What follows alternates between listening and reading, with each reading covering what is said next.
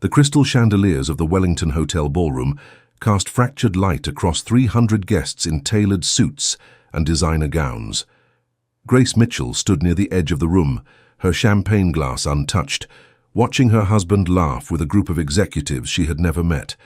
His hand rested casually on the small of another woman's back. Not once in the past 2 hours had he looked in her direction. She smoothed the fabric of her emerald dress, the one she had spent 3 weeks choosing, hoping it would remind him of the woman he had married 4 years ago. But Marcus Mitchell had not complimented her when she descended the stairs of their brownstone in Brooklyn. He had glanced at his watch and muttered something about traffic. The ballroom buzzed with conversations about mergers and acquisitions, stock portfolios and vacation homes in the Hamptons. Grace understood none of it. She was a kindergarten teacher from a small town in Vermont, a woman who had fallen in love with a charming law student she met at a coffee shop near Columbia University. That man had promised her adventures and laughter. He had promised to show her the world. Instead, he had shown her the inside of an empty penthouse apartment where she waited for him night after night, cooking dinners that grew cold on marble countertops. A waiter passed with a tray of appetizers. Grace shook her head politely, her appetite gone. She watched Marcus lean closer to the brunette beside him, his smile wide and genuine in a way it never was when he looked at his wife.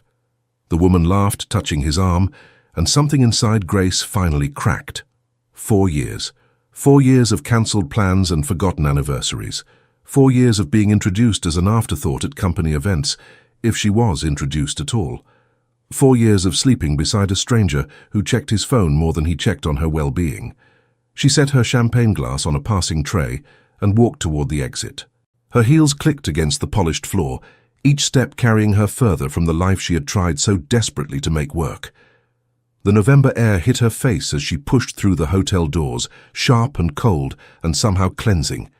The doorman offered to call her a car, but Grace shook her head. She needed to walk, she needed to feel the city around her, the honking taxis and the distant sirens and the crowds of people rushing toward their own complicated lives. Manhattan at night was a universe of strangers, and for the first time in years Grace did not feel alone in her loneliness. She walked 12 blocks before her feet began to ache. The Brooklyn Bridge loomed in the distance, its lights reflecting off the East River like scattered diamonds. Grace found a bench near the waterfront and sat down, pulling her thin coat tighter against the wind. Her phone buzzed in her clutch. A text from Marcus. "Where did you go? The partners are asking about you." She stared at the message for a long moment. Not where are you, not are you okay, but where did you go?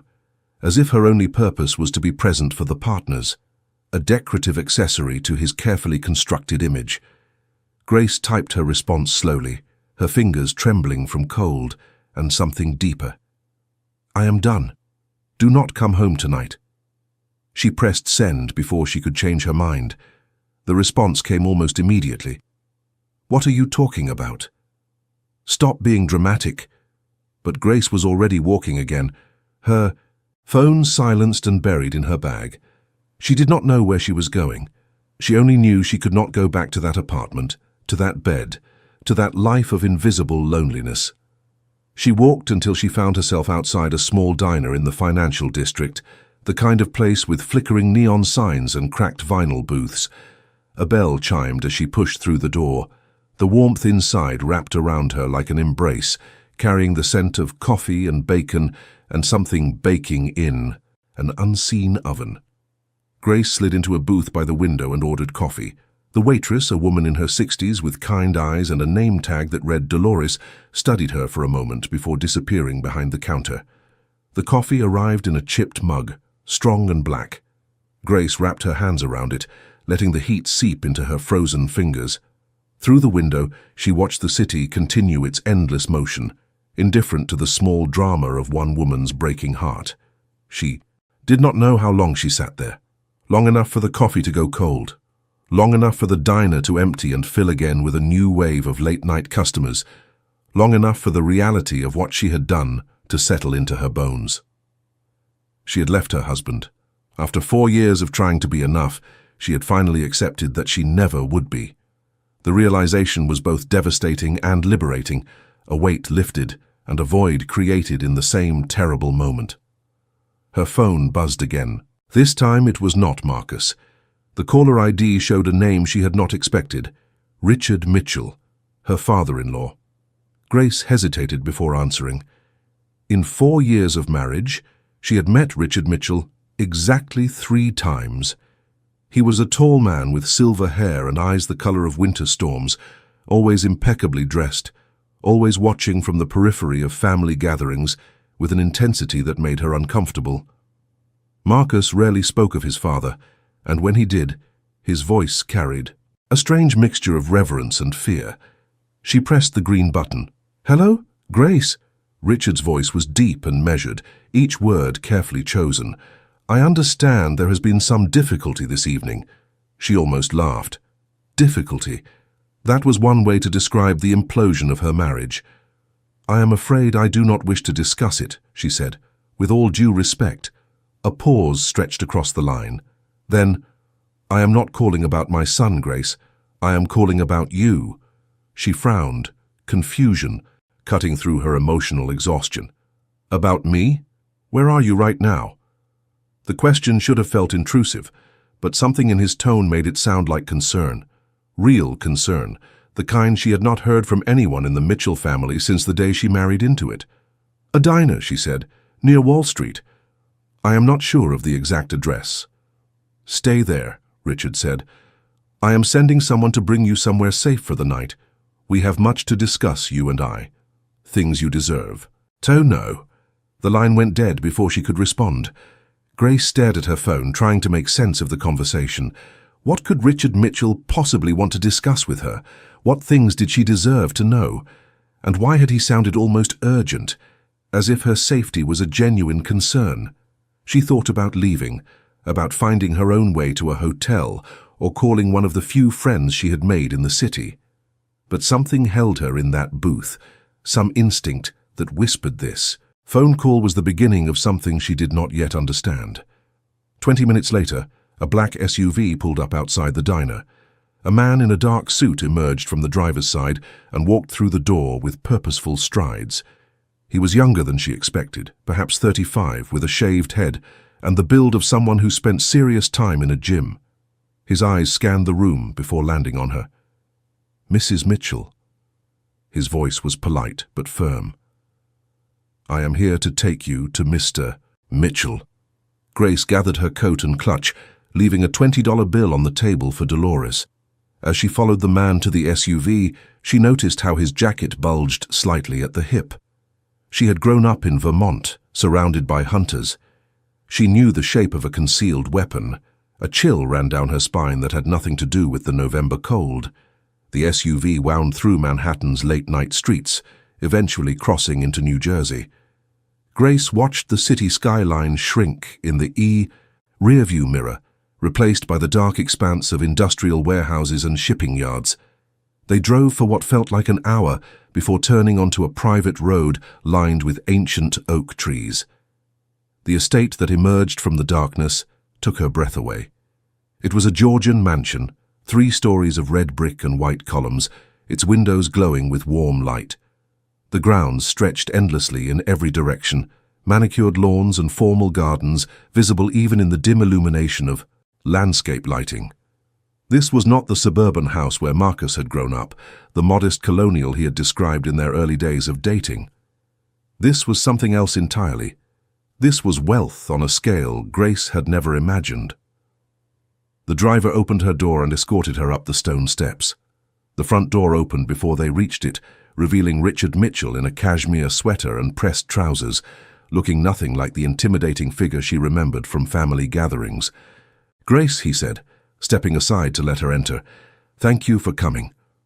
The foyer was all marble and mahogany, dominated by a sweeping staircase and a crystal chandelier that dwarfed the ones at the hotel ballroom. Oil paintings lined the walls, portraits of stern-faced men in antiquated clothing, their eyes seeming to follow her as she passed. Richard led her to a study at the back of the house, a room lined with leather-bound books and dominated by a massive fireplace. A fire crackled in the hearth, casting dancing shadows across Persian rugs and antique furniture. He gestured to a pair of armchairs facing the flames. "Please, sit. You must be exhausted." Grace lowered herself into the chair, her mind racing with questions. "Mr. Mitchell, I appreciate your hospitality, but I really do not understand why I am here." Richard settled into the chair across from her, his storm-grey eyes studying her face with an intensity that was almost unsettling. "You are here because my son is a fool," he said simply. "And because you deserve to understand the truth about the family you married into before you decide your next steps."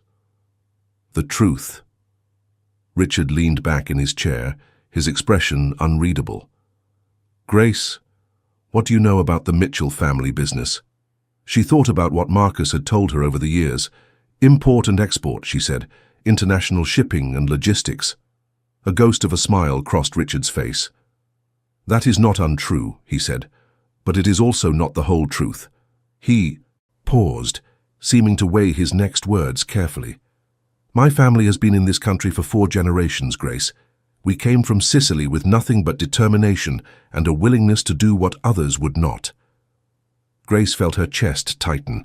She understood what he was implying, even if her mind resisted the conclusion.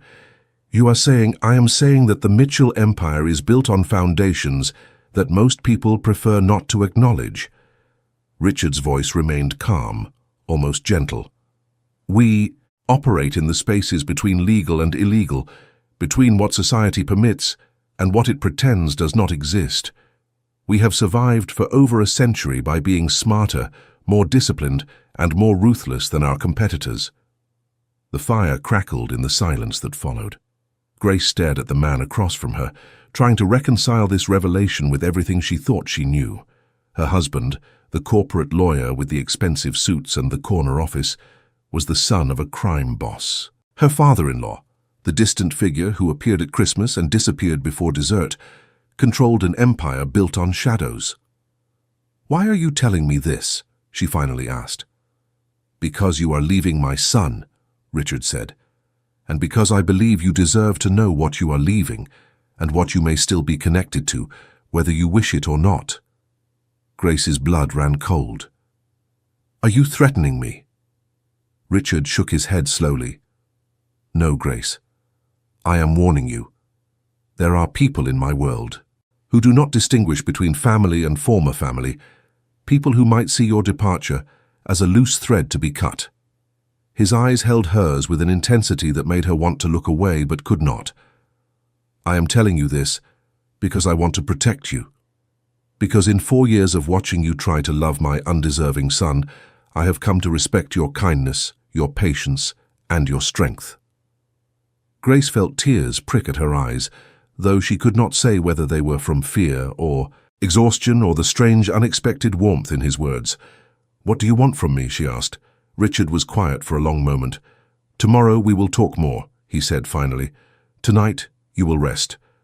There is a guest suite prepared for you on the 2nd floor. In the morning, once you have had time to process what I have told you, I will explain what I am offering." He stood, offering her his hand. "I know this is overwhelming, but I promise you, Grace, I mean you no harm. I only want to give you the protection and the choices my son failed to provide." Grace accepted his hand and rose to her feet. Her legs felt unsteady, her mind a storm of confusion and fear, and something else she could not name. She followed a housekeeper up the grand staircase to a suite that was larger than her entire apartment in Brooklyn. That night, lying in a 4-poster bed beneath silk sheets, Grace stared at the ceiling and tried to make sense of her life. 12 hours ago, she had been preparing for a company dinner, hoping her husband might notice her new dress. Now she was in the mansion of a man who had just admitted to running a criminal organization, and somehow, impossibly, she felt safer here than she had felt in her own home in years. Sleep found her eventually, pulling her down into dreams of chandeliers and gunshots, and a pair of storm-grey eyes that promised protection in a world she no longer understood. Check if you are already subscribed to this channel. If you enjoy stories that reveal the hidden strength within ordinary women facing extraordinary circumstances, this is the place for you. Subscribe now and join us for more tales of courage, transformation, and the power of choosing your own destiny. Morning light filtered through heavy curtains, casting golden stripes across the guest suite.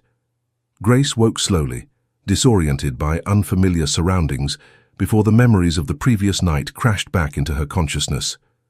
The dinner, the text, the diner, Richard Mitchell and his impossible revelations.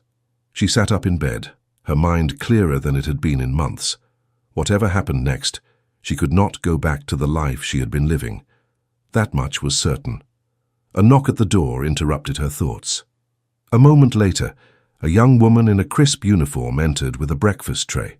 Fresh fruit, eggs, toast, and coffee, the aroma filling the room with warmth. "Good morning, Mrs. Mitchell. Mr. Mitchell would like to see you in the garden. Room whenever you are ready. There is no rush." Grace showered and dressed in the clothes that had been laid out for her, simple but elegant pieces that fit perfectly. She wondered how Richard had known her size, then decided she probably did not want the answer. The garden room was a glass-enclosed space at the back of the mansion, overlooking a formal garden that stretched toward a distant tree line. Richard sat at a wrought-iron table, a newspaper folded beside his untouched coffee. He rose when she entered, pulling out a chair for her. "You look rested," he observed. "I am glad." Grace sat down, accepting the coffee a server poured for her. "Mr. Mitchell, I appreciate your hospitality, but I need to understand what is happening here." Richard nodded, folding his hands on the table. Direct. "I have always admired that about you, Grace." "Very well. Let me be equally direct." He paused, gathering his thoughts.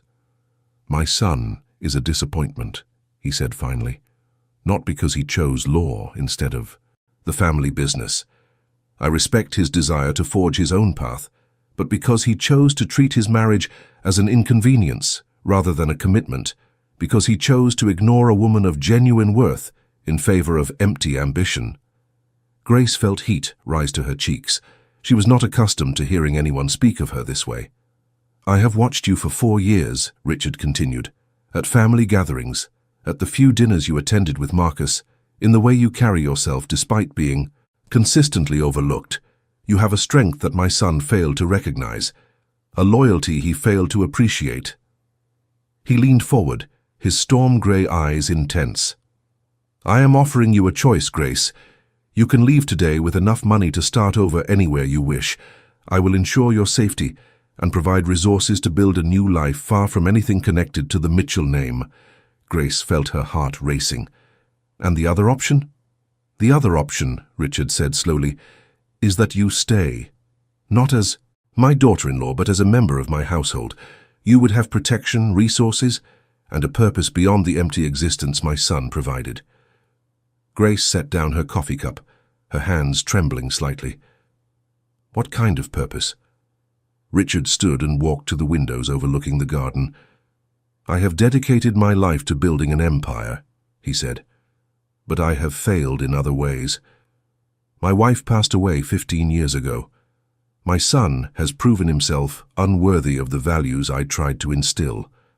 I am surrounded by loyalty bought with money and fear, but genuine care is a rare commodity in my world." He turned to face her. "I am not asking you to become a criminal, Grace. I would never insult you that way. But I'm asking if you might consider becoming something this household desperately needs, a civilizing presence, a moral compass, someone who can remind me and those around me that there is more to life than power and control." Grace stared at him, trying to understand what he was proposing. "You want me to stay here? In your house?" "In my family," Richard corrected gently. "Not as a prisoner or an obligation, but as a genuine member. You would have your own quarters, your own finances, complete freedom to pursue whatever life you choose. I ask only that you bring your presence, your kindness, to a household that has been without both for too long." It was the strangest proposal Grace had ever received. A man she barely knew was offering her a place in a world she had only just learned existed, a world of shadows and power that should have terrified her. And yet, sitting in this sun-filled room with the scent of roses drifting through open windows, she felt an odd sense of possibility. "I need time to think," she said. Richard nodded, unsurprised. Of course, take all the time you need. You are welcome to stay here while you consider, or I can arrange accommodations elsewhere if you prefer. He paused, something softening in his expression. But Grace, whatever you decide, know that my offer of protection stands. You are no longer just my son's wife. You are someone I have come to respect in your own right. Grace spent the next 3 days at the estate, wandering its gardens and libraries, processing everything that had happened. She learned that the household staff treated Richard with a mixture of respect and genuine affection, that he hosted a monthly dinner for local charities, that he read poetry in the evenings by the fire. She also learned that the grounds were patrolled by armed guards, that visitors were screened through multiple security checkpoints, and that certain wings of the house were off-limits, their doors always closed. It was a world of contradictions, beauty and danger, kindness and control, and somehow impossibly Grace found herself drawn to it. On the 4th day, she received a package from Marcus, divorce papers already signed, with a check for what he considered her fair share of their assets. The amount was insulting, a fraction of what she knew their joint holdings were worth. Attached was a note in his familiar handwriting, "Sign and move on." We both know this was a mistake from the beginning. Grace stood in the garden room, the papers trembling in her hands. 4 years of her life reduced to a check and a dismissive note. 4 years of trying, of hoping, of believing that love could be enough. She found Richard in his study, staring at a portrait of a woman with dark hair and gentle eyes. His wife. She realized. The woman who had passed away 15 years ago. He turned at her approach, his expression softening when he saw the papers in her hands. "I have made my decision," Grace said, surprised by the steadiness in her voice. "I will stay. Not because I have nowhere else to go, but because I believe you are telling the truth, about wanting something different, about needing someone to remind you of the good in this world." Richard studied her for a long moment. Then he nodded, a ghost of a smile, crossing his face. "Welcome to the family, Grace, the real family." Over the following weeks, Grace settled into her new life with a mixture of trepidation and growing confidence. Richard assigned her a comfortable suite in the East Wing with views of the formal gardens and access to a private library. He introduced her to the household staff as a valued member of the family, and their attitude toward her shifted from cautious curiosity to genuine warmth. She learned the rhythms of the estate. Breakfast was served at 7, always with fresh flowers from the greenhouse. Richard took his coffee in the garden room, reading reports that arrived in sealed envelopes. Dinners were formal affairs, held in a mahogany-paneled room with crystal chandeliers and silver service. She also learned the unspoken rules. Never ask about the men who came and went at odd hours, never enter the West Wing without invitation, never mention the name of a certain federal agency that seemed to cast a shadow over every conversation. But within those boundaries, Grace found an unexpected freedom. Richard encouraged her to explore the grounds, to visit the nearby town, to continue the teaching work she loved through volunteer programs he arranged. He spoke to her with respect, listened to her opinions, and slowly began to share pieces of his own story. He told her about his childhood in Sicily, the poverty that had driven his grandfather to seek a new life in America. He told her about his father, a man who had built an empire through equal parts brilliance and brutality. He told her about his wife, Maria, the only woman who had ever seen past his position to the person beneath. Grace listened, and gradually she began to understand. Richard Mitchell was not the villain of a crime drama. He was a man caught between legacies, trying to balance the demands of a world he had inherited with the person he wished he could be. One evening, as they sat by the fire in his study, Richard surprised her with a question. "If you could change one thing about your life, Grace, what would it be?" She considered the question carefully. "I would have trusted myself sooner," she said finally. "I spent 4 years trying to be what Marcus wanted, never asking what I wanted. I would have listened to my own instincts instead of silencing them." Richard nodded slowly. "That is wisdom, hard-earned," he said. "Most people never reach it." He was quiet for a moment, staring into the flames. "I would have protected my wife better," he said finally. "I would have seen the signs of her illness earlier. I would have spent less time building an empire and more time being present for the family I already had." Grace felt her heart ache for the pain in his voice. It was the most vulnerable she had ever seen him, this powerful man who controlled an empire of shadows, grieving a loss that time had not diminished. She reached out and placed her hand over his. "Some things cannot be changed," she said softly. "But we can. Choose how we move forward." Richard looked at her hand on his, then at her face. His expression shifted, something warm and almost wondering entering his storm-grey eyes. "You are a remarkable woman, Grace. My son was a fool to let you go." From that moment, something changed between them. Not romance, not yet, but a deepening connection that surprised them both. Grace found herself looking forward to their evening conversations, to the moments when Richard's guard dropped, and she glimpsed the man, beneath the position. But even as this fragile bond grew, shadows gathered on the horizon. Grace did not yet know that her presence in Richard's life had drawn attention from enemies who saw her as a weakness to be exploited. She did not know that Marcus, humiliated by her rejection and suspicious of her sudden disappearance, was asking questions that would lead him down dangerous paths. The storm was coming, and Grace was only beginning to understand the world she had entered. 3 months. After Grace arrived at the estate, spring began to warm the New Jersey countryside. Daffodils pushed through the last traces of snow, and the gardens filled with the songs of returning birds. Grace had settled into a routine that felt almost normal, if one could call anything about this life normal. She had taken over the coordination of Richard's charitable work, organizing fundraisers and volunteer programs that allowed her to use her skills as an educator. The local community had embraced her as someone genuine, a sharp contrast to the polished executives and society wives who typically represented wealthy families in the region. Richard watched her work with an expression she could not quite read. Pride, perhaps, or something deeper, something that made her heart race when their eyes met across the dinner table. One afternoon, Grace was reviewing proposals in the garden room when Richard appeared in the doorway. He was dressed more casually than usual, in jeans and a sweater that softened his typically imposing presence. "Would you walk with me?" he asked. "There is something I want to show you." They strolled through the formal gardens, past the rose arbors and the reflecting pool, until they reached a gate Grace had never noticed before. Richard produced a key and led her through into a wilder section of the grounds where nature had been allowed to grow unchecked. "This was Maria's favorite place," he said quietly. "She called it her secret garden. After she passed, I could not bear to come here. But lately—" He paused, looking at Grace with an intensity that made her breath catch. "Lately, I have been thinking that she would have wanted it to live again."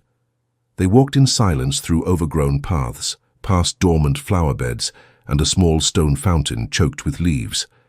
At the center of the garden stood a wrought-iron bench beneath an ancient oak tree, its branches just beginning to bud with new growth.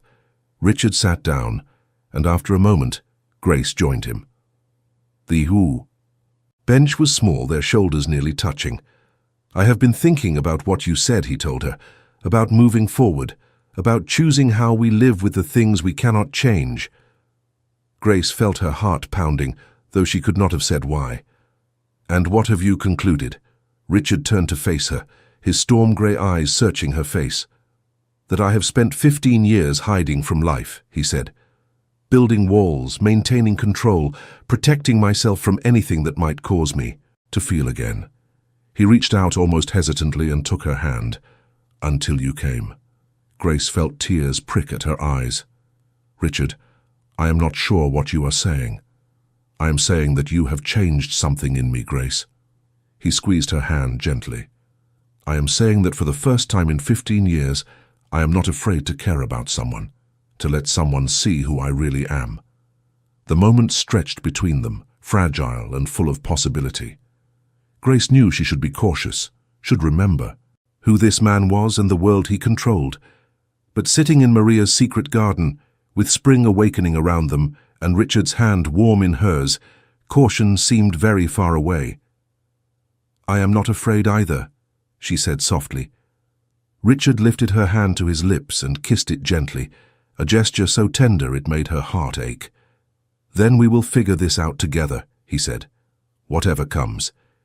If you have been touched by Grace's journey so far, by her courage to leave behind what no longer served her and open her heart to new possibilities, take a moment to leave a comment below. Write simply, "Sometimes the greatest strength is choosing to begin again." Let us see how many of us believe in second chances. But their fragile peace was about to be tested. That evening, as Grace dressed for dinner, a commotion erupted in the main hall. She heard raised voices, the slam of doors, and something that sounded like furniture being overturned. She hurried downstairs to find Richard standing in the foyer, his expression thunderous. Before him stood Marcus, disheveled and clearly intoxicated, shouting accusations that echoed off the marble walls. "You think I don't know what's going on?" Marcus slurred, pointing at Grace on the stairs. "You think I'm blind? My own father with my wife?" "Former wife," Richard said coldly. "You signed the papers yourself." Marcus laughed, a bitter, ugly sound. "This is why, isn't it? You wanted her all along. All those family dinners, all those questions about our marriage. You were just waiting for me to fail so you could swoop in." "You failed all on your own," Richard said. "I simply offered her what you refused to provide: respect, protection, purpose." Grace descended the remaining stairs, her legs unsteady. "Marcus, please," she said, "this is not what you think." He turned to her, his eyes red-rimmed and full of something that might have been pain, might have been rage. "I loved you, Grace. In my own way, I loved you." The words hung in the air, too little and far too late. Grace felt no satisfaction in hearing them, only a weary sadness for the man her husband had become. "Then you should have shown it," she said quietly. "You should have shown it every day, instead of making me feel invisible." Marcus's face contorted, and for a moment she thought he might strike her. But before he could move, two of Richard's guards appeared at his elbows, holding him firmly. "Remove him from the property," Richard ordered, "and make sure he understands that he is not welcome here again." As Marcus was led away, still shouting threats and accusations, Grace felt Richard's hand on her shoulder. His touch was gentle, but there was steel beneath it. "I am sorry you had to see that," he said. She shook her head. It was bound to happen eventually. He was never going to accept the divorce quietly. Richard's expression darkened. "There is more to it than wounded pride," he said. "I have received reports that Marcus has been asking questions, talking to people he should not be talking to, trying to dig up information about the family business." Grace felt a chill run down her spine. What kind of people? The kind who would love nothing more than to bring down the Mitchell empire. Richard's voice was grim. Federal prosecutors, investigative journalists, rivals who have been waiting decades for an opening. He turned to face her fully, his hands on her shoulders. "Grace, I need you to understand something. Marcus is no longer simply a nuisance. He is a threat. To this family, to our business, and potentially to you. To me. Why would anyone target me?" "Because of your connection to me," Richard said, "and because Marcus, in his anger and desperation, may not care who gets hurt as long as he feels he has won." Grace absorbed this information, fear and determination warring within her. "What do we do?" Richard's expression softened slightly. "For now, we stay vigilant. I am increasing security, limiting public appearances, and tracking Marcus's movements." He cupped her, face in his hands, his thumbs brushing her cheekbones. "And I'm going to keep you safe, Grace, whatever it takes." She believed him. In that moment, looking into his storm-gray eyes, she believed him completely. But the coming weeks would test that belief in ways neither of them could have imagined. Summer arrived with a heat wave that shimmered over the New Jersey countryside. The estate's gardens bloomed in riotous color, but a tension hung over the household that even the sunshine could not dispel. Grace noticed it in the way guards patrolled with increased frequency, in the hushed conversations that stopped whenever she entered a room, in the worried glances Richard thought she did not see. She had learned enough about Richard's world to understand that something was happening, something beyond Marcus's clumsy attempts at revenge. There were late-night meetings in the study, visitors who arrived with briefcases and left with grim expressions, phone calls that Richard took in, private with his jaw set tight. One evening she found him in Maria's garden, sitting on the wrought-iron bench where they had first acknowledged their feelings for each other. His shoulders were hunched, his head bowed. He looked older than she had ever seen him, the weight of his empire pressing down visibly. "Tell me," she said simply, sitting beside him. Richard was quiet for a long moment. Then he sighed, a sound heavy with exhaustion. "There is a rival organization," he said. "The Corsetti family. We have coexisted for decades, each respecting the other's territory, but their new leader, Vincent Corsetti, is young and ambitious. He wants to expand into areas we have controlled for generations." Grace felt fear curl in her stomach. "What does that mean?" "It means conflict," Richard said. "Possibly prolonged, possibly violent." He turned to look at her, and she saw the worry in his eyes. "It means that keeping you safe has become significantly more difficult." She reached for his hand. "I am not leaving, Richard." A ghost of a smile crossed his face. "I know. I would not ask you to. But I need you to understand the risks. Vincent Corsetti does not follow the old rules of our world. He does not respect boundaries or innocent parties. If he sees you as a way to hurt me—" He did not finish the sentence. He did not need to. Grace thought about the life she had led before, the years of invisibility in Marcus's world.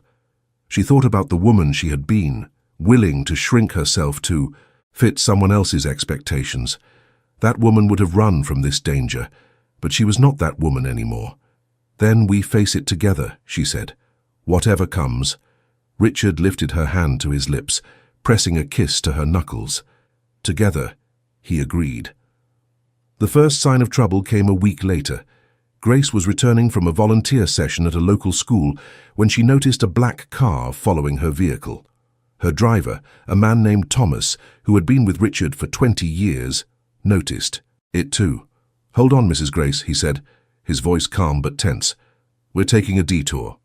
What followed was a terrifying 15 minutes of sharp turns and increasing speed, Thomas navigating back roads with expert precision while the black car stayed stubbornly in pursuit.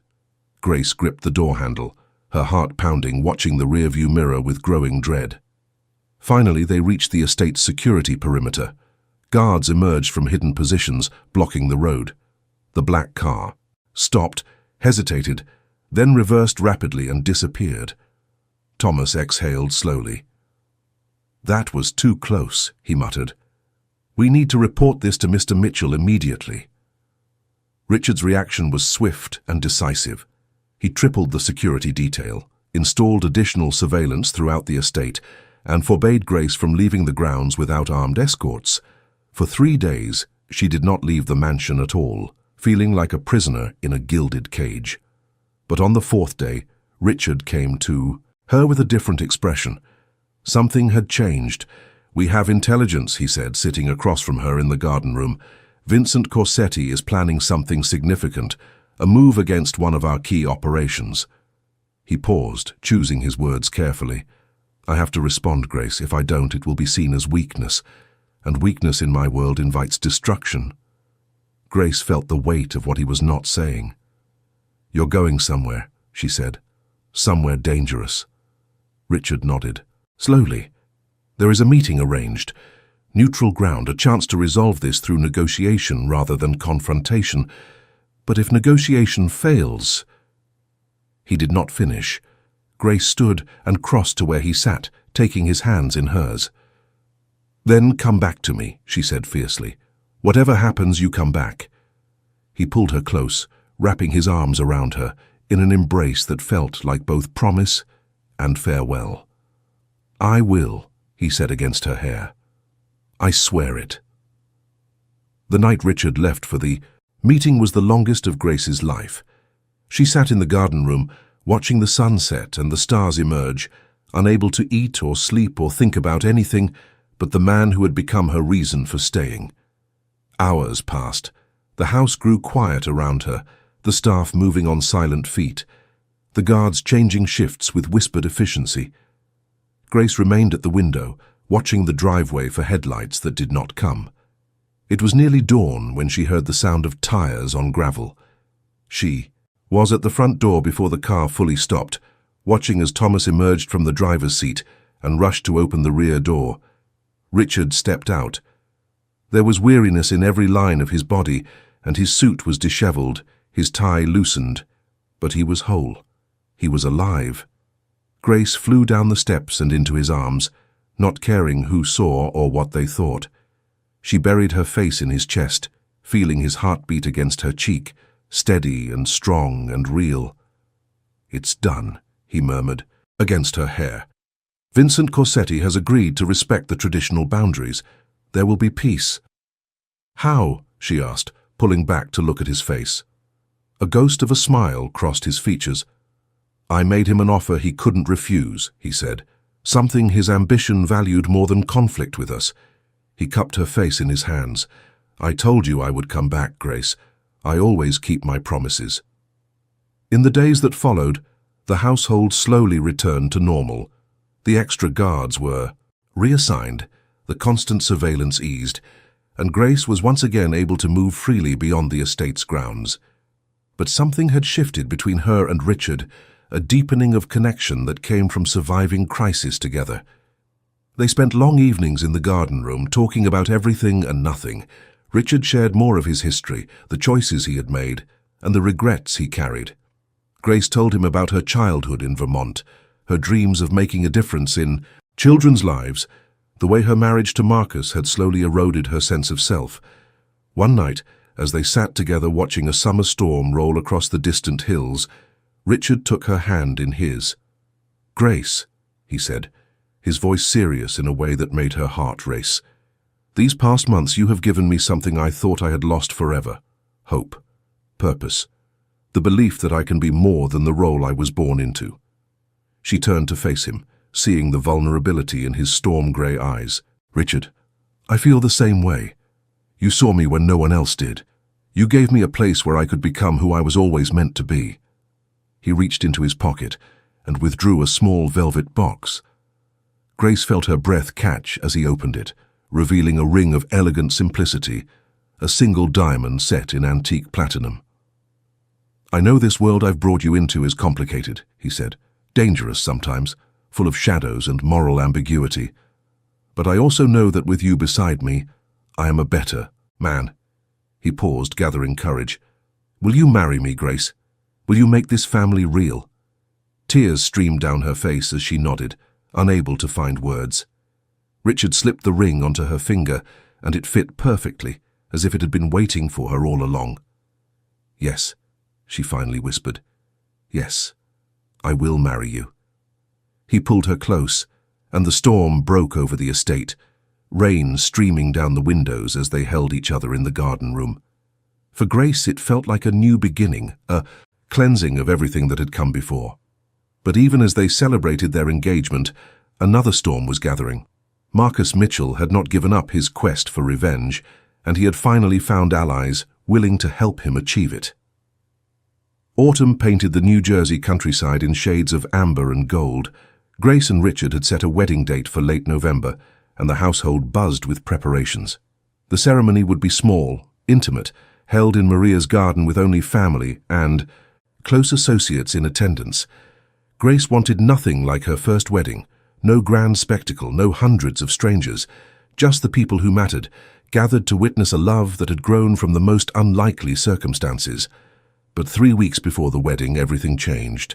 Grace was in the library reviewing final seating arrangements with the estate's event coordinator when raised voices erupted from the foyer. She hurried out to find Richard confronting a man she recognized as one of his senior advisors, a silver-haired gentleman named Salvatore, who had been with the family for decades.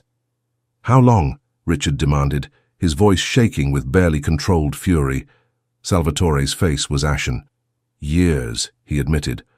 Almost since the beginning of the investigation, they offered protection for my family. I had no choice.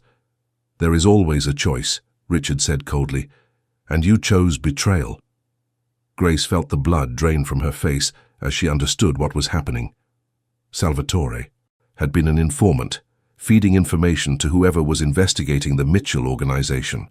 The rival families, the federal agencies, perhaps even Marcus himself. Richard turned to his guards. "Escort Mr. Salvatore to the East Wing," he ordered. "We have much to discuss about the nature of his cooperation." As Salvatore was led away, Richard's eyes found Grace across the foyer. His expression shifted from rage to something softer, more protective. "Come with me," he said, extending his hand.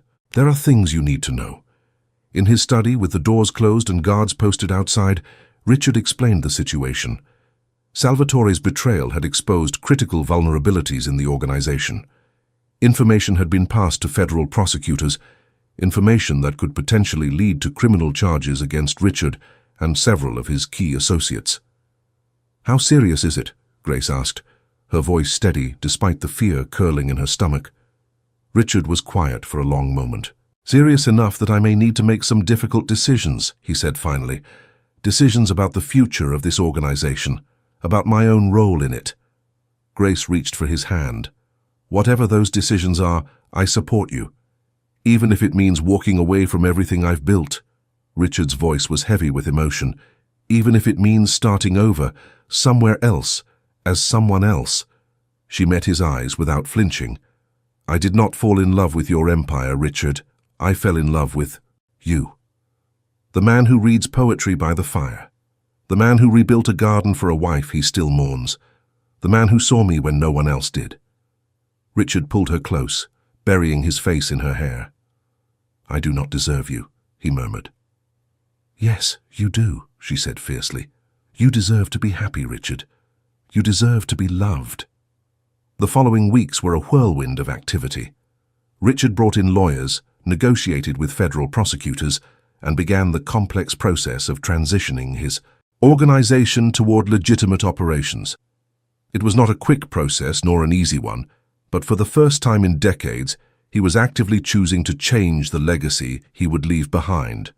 The wedding, despite everything, went forward as planned. On a crisp November afternoon, Grace walked down an aisle of fallen leaves in Maria's garden, wearing a simple ivory gown and carrying a bouquet of roses from the estate's greenhouse.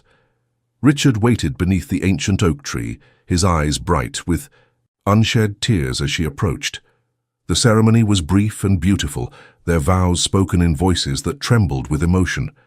When they kissed for the first time as husband and wife, the assembled guests broke into applause, and Grace felt as though her heart might burst with joy. But the celebration was cut short by an unwelcome arrival.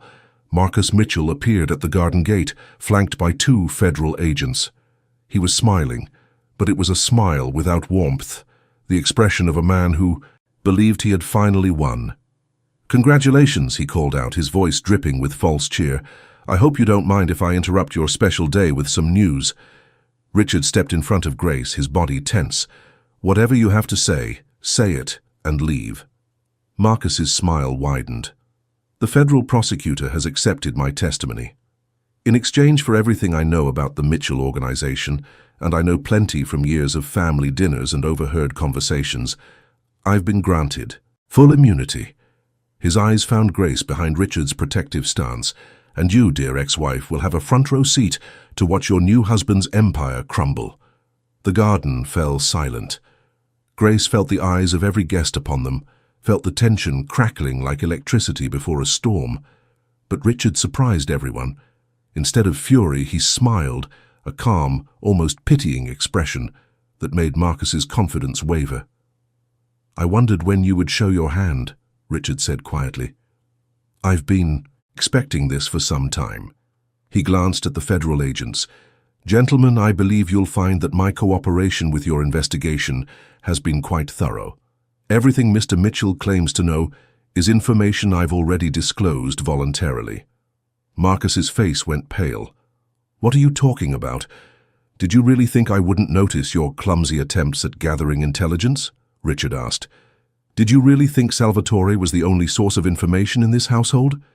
He shook his head slowly. I've been 3 steps ahead of you for months, Marcus. Every conversation you had with prosecutors, every piece of information you offered was anticipated and neutralized.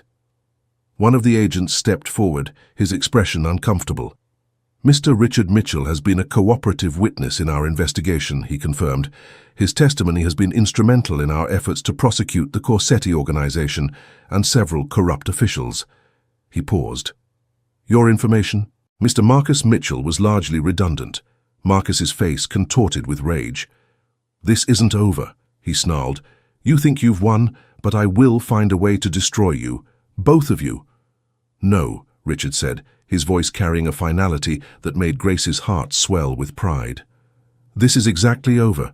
You have nothing left to threaten us with, Marcus. No leverage, no information, no purpose. He gestured to the guards.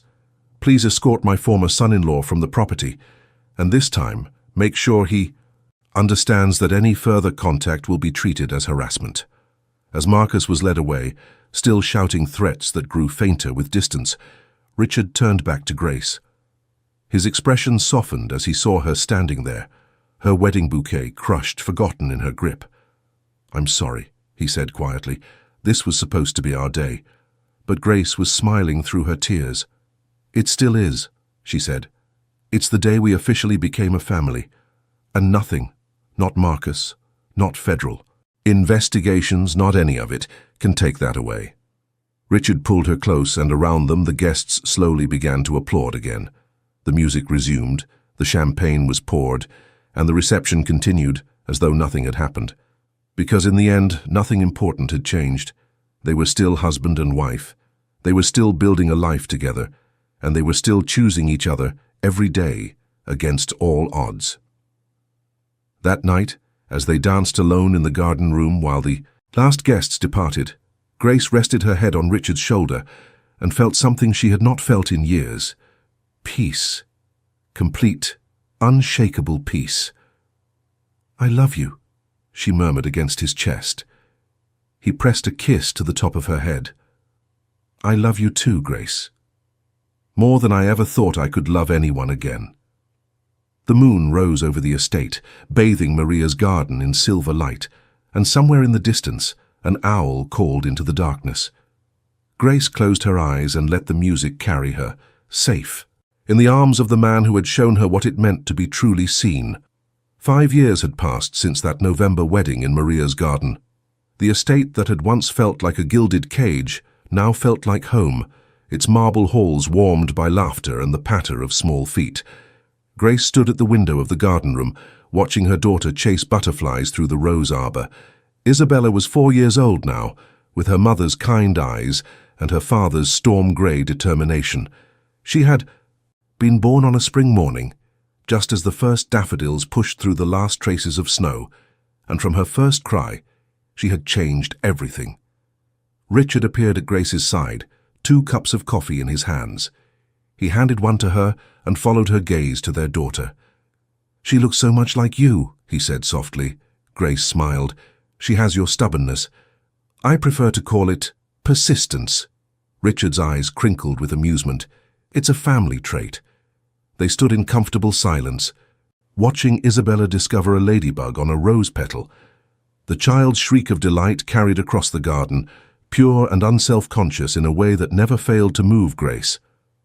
So much had changed in 5 years. Richard had completed the transition of his organization to legitimate business operations, a process that had taken years of careful navigation but had ultimately succeeded beyond anyone's expectations. The Mitchell name now appeared on hospitals and community centers rather than court, dockets and newspaper scandals. Marcus had eventually found his own peace, remarrying and relocating to California. They exchanged civil holiday greetings now, the sharp edges of their history worn smooth by time and distance. Grace bore him no ill will. He had been part of the journey that led her here, to this window, to this man, to this life she could never have imagined. Your mother would have loved her, Grace said quietly, her eyes still on Isabella. Richard's arm came around her waist, pulling her close. Yes, he agreed, she would have. He was quiet for a moment, then added, "She would have loved you too, Grace, for bringing light back into this house, for teaching me how to feel again." Grace turned to face him, this man who had started as her father-in-law and become her whole world. The years had softened some of his edges, added silver to his temples and laugh lines around his eyes. But the core of him remained, that storm-grey intensity that still made her breath catch when he looked at her. "I never thanked you," she said, "for that phone call. The night I left Marcus, if you hadn't reached out, then we would both have missed something extraordinary," Richard finished. He cupped her face in his hands, his thumbs brushing her cheekbones in the gesture she had come to love. "I thank the heavens every day that you were brave enough to stay." Isabella came running through the garden room doors, her small hands full of dandelions. "Mommy, Daddy, look what I found." Grace knelt to admire her daughter's treasures, exclaiming over each wilting flower as though it were the most precious gift in the world. Because in a way, it was. Every moment of this life was precious, every ordinary day a miracle she had never expected to receive.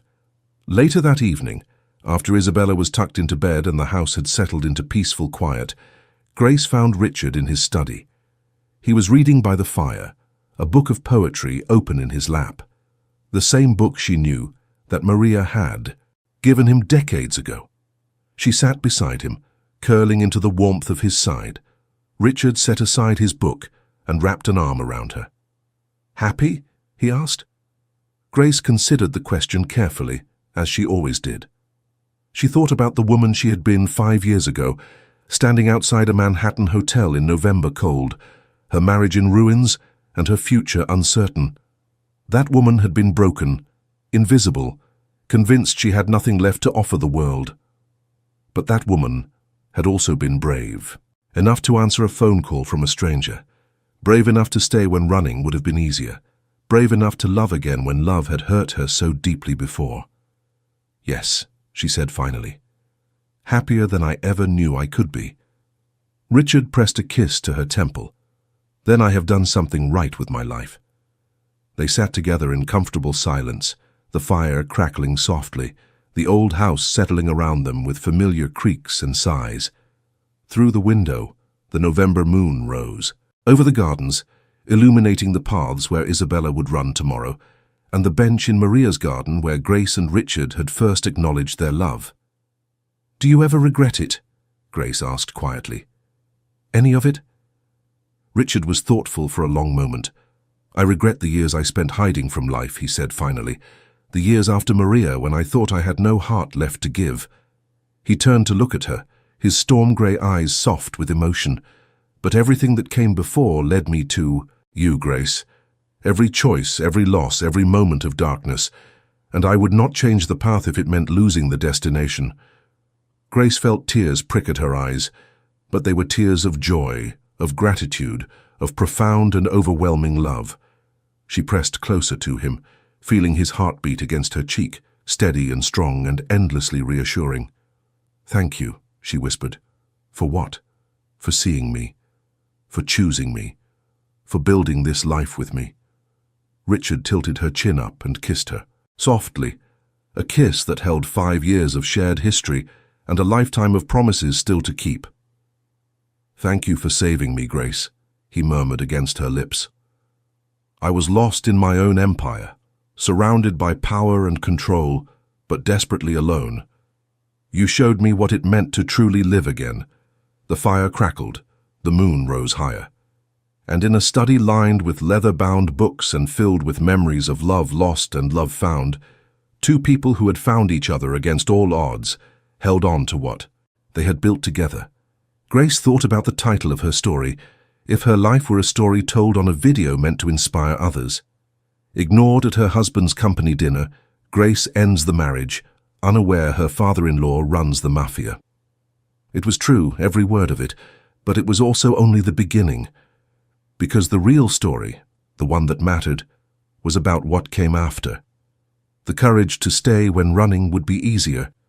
The willingness to love again when love had hurt before. The Discovery that home is not a place but a person, and that family is not defined by blood but by choice. Grace had chosen, and in choosing she had found everything she never knew she was looking for. If you have watched this far, it is because you liked this story. Leave a comment saying, "I have watched this far." This way I can get to know you and see who really enjoys the stories here on the channel. Also, if this story touched your heart, please give it a like and share it with someone who needs to hear this message today. And if you have not already, subscribe to this channel to join our community of dreamers who believe in second chances and the transformative power of love. Thank you for being here. Thank you for listening. Until the next story. The end.